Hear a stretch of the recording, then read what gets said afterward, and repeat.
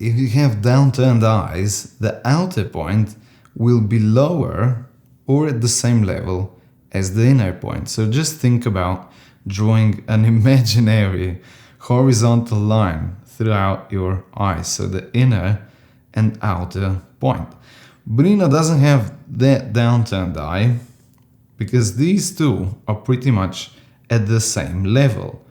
But because the outer part starts decreasing here on the first third, the eyes look slightly droopy. Therefore, you need to think how you do your makeup. But the best idea, just look up, if you want to know if your eyes are downturned or not, is just by drawing a thin or slightly thicker line on the bottom of your eyes. The funny thing is, I was positive that if I do this, she just won't look good. But you know, because the eyes are not that downturned here, this looks good. Look up a bit. I'll do it on both eyes that you see what I mean. So this, if you would look like a sad puppy doing this, you definitely have downturned eyes.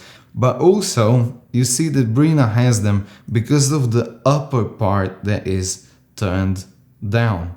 Therefore, close it. I need to apply makeup by applying it here, let's say here, so that I lift this part of the eye there. I make them almond shaped. Now, this won't be the best application, but just that you see what I mean. Just for fun now, I'll close it. I'll apply an eyeshadow here, close to the lash line, that we see how this affects the eye shape. So here, just making smoky eyes actually. Pow, pow, pow. And not extending it on the outer corner.